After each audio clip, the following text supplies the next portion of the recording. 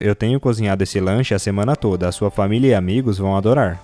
Comece cortando uma cebola média ao meio, e com uma das partes você vai cortar em tiras e por fim cortar em cubinhos.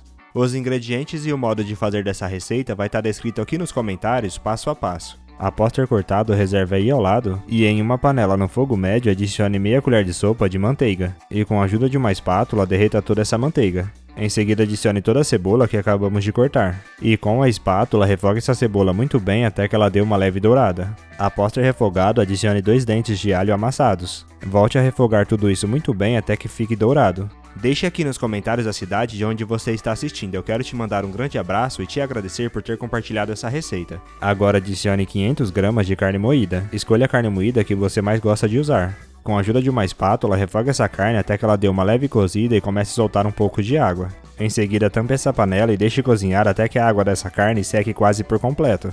Enquanto seca, pegue um tomate e corte ele ao meio. Em seguida, corte essas duas partes em tiras e por fim, corte em cubinhos. Pegue também um pouco de cebolinha e pique ela. Você já tem o nosso aplicativo Aquela Receita aí no seu celular? Ele já está disponível para ser baixado. Eu vou deixar o link do aplicativo aqui nos comentários, corre lá e já coloca para baixar. E por fim, pique um pouco de salsinha. Nesse meio tempo, a água da carne já secou quase por completo. Agora adicione o tomate que acabamos de cortar. E para temperar, comece adicionando uma colher de chá de sal. E por fim, adicione uma pitada generosa de pimenta do reino. Com a ajuda da espátula, você vai misturar tudo isso muito bem para que esse tempero agregue na nossa carne. Em seguida, deixe cozinhar de 5 a 10 minutos ou até que essa água seque por completo. E após secar, apague o fogo, adicione o cheiro verde e misture tudo muito bem. Se você chegou até aqui, é sinal que está gostando da nossa receita, então já clica no botão compartilhar e compartilhe esse vídeo com todos os seus amigos. Para você não vai custar nada e para nós vai fazer toda a diferença.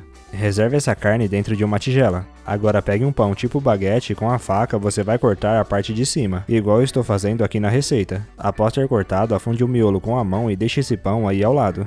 Com a ajuda de um ralador, rale 150 gramas de queijo mussarela. E na tigela que você reservou a carne, adicione todo o queijo dentro dela. Agora é só misturar tudo isso muito bem. E com essa carne você vai rechear todo o nosso baguete. Use uma colher para te auxiliar no processo e rechear bem esse baguete.